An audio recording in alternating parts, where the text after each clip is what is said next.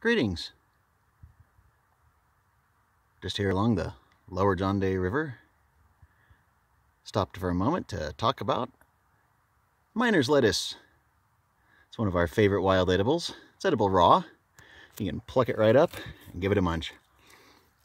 It has a really nice, fresh, green, crisp flavor. It's really refreshing if it's a hot day. And of course, it's nutritious. Vitamins, minerals. They also say it's good for cleansing the lymphatic system. And as you may or may not know, Always Ants is a cancer survivor. 10 years now, just this spring, here in 2019.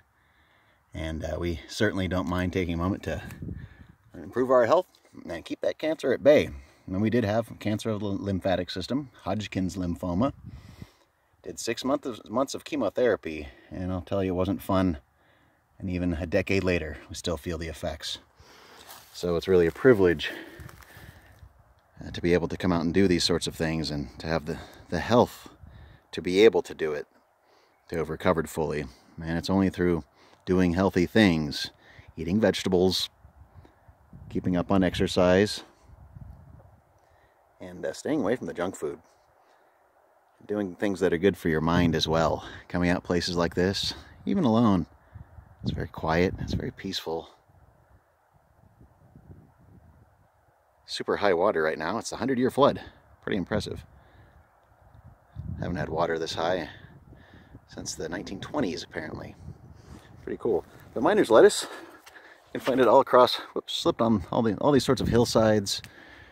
They like to be in more shady spots. They don't like the sun very well, so you can see there's a huge crop right here, and there's some more. They're very easy to identify. They grow in a bunch, and you can sort of see that bunch right there, and when you pull them apart, you can see into the middle. They all grow out of one little center thing, and you see there's plenty of it. The little white flower gives it away, and there's more back in there, and younger ones back in there.